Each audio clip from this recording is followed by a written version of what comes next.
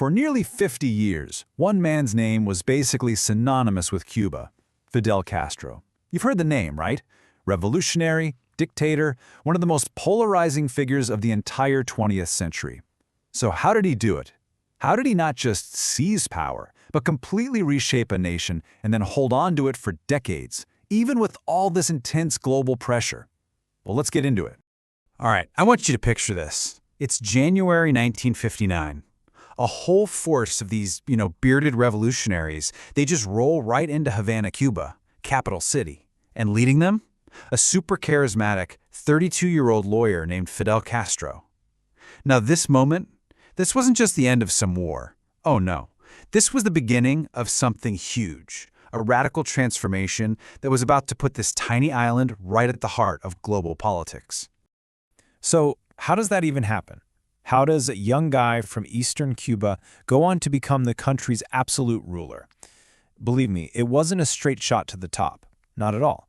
It was this winding journey, really forged in political activism, a lot of failure, and just this relentless, completely unshakable determination. You see this quote, "History will absolve me," is probably his most famous line. And where does it come from? From a speech he gave at his own trial, way back in 1953.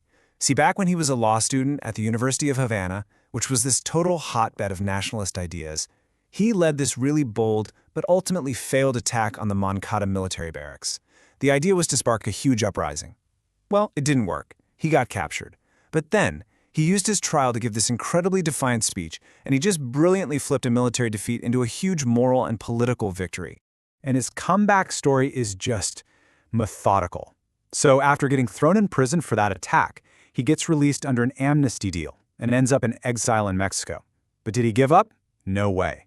In 1956, he comes back to Cuba on this tiny little yacht, the Granma, with just a handful of fighters, including, Che Guevara.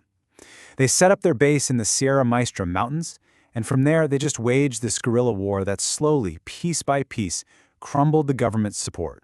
And then finally, on January 1st, 1959, the dictator Batista just flees the country, and the road to Havana was wide open. Okay, so taking power is one thing, but completely reshaping a country, that's a whole different ballgame. And once they were in Havana, Castro's government wasted absolutely no time. They immediately launched this whole series of sweeping, super radical changes that were going to redefine Cuban society from the ground up. And when I say massive reforms, I mean massive. First off, they broke up these huge land estates to redistribute the land. Then they nationalized all the major industries, and that especially included American-owned businesses. But at the exact same time, they were launching these enormous social programs. They created a universal healthcare system from scratch and started this nationwide literacy campaign that was just genius. They mobilized students to go out and be teachers, and it worked. They boosted literacy rates dramatically in just a single year.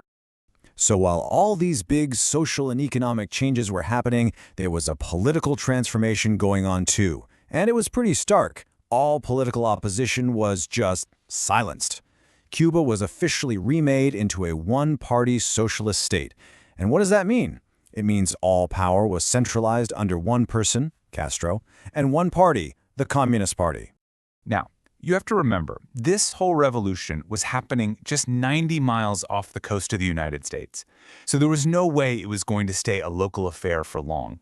And very, very quickly, Cuba becomes this critical flashpoint in the global Cold War. It's like the island turned into a high-stakes chessboard for the U.S. and the Soviet Union. And in 1961, all that tension just exploded.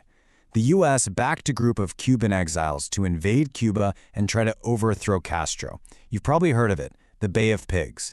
Well, the invasion was a total, complete disaster. It failed spectacularly.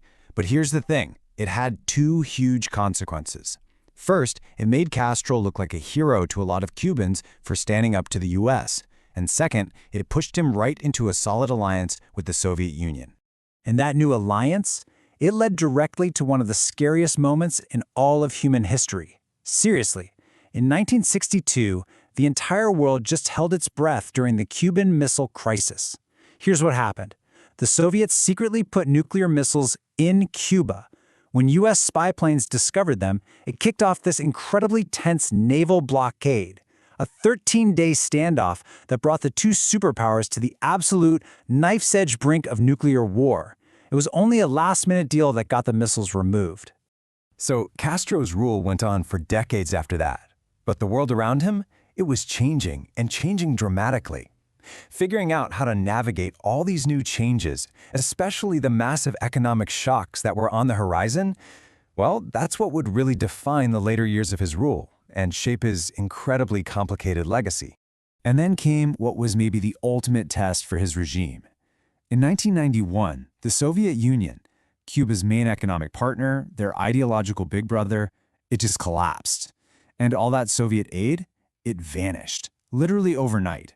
This triggered an absolutely devastating economic crisis in Cuba. They called it the Special Period, and it was marked by severe food and fuel shortages and just immense hardship for the Cuban people. But even through that crisis, Castro held on. Think about it. His rule lasted for nearly half a century. That's an incredible amount of time. It was actually only because of his failing health that in 2008, he finally formally transferred power to his brother, Raul. Fidel Castro passed away in 2016, and with him, an era of personal dominance pretty much unlike any other came to an end. So what is his legacy? I mean, to this day, it is just intensely debated. On one hand, his supporters will point to some major achievements, things like universal health care and those huge literacy campaigns. And they'll praise his defiance of the U.S. as this powerful act of national sovereignty.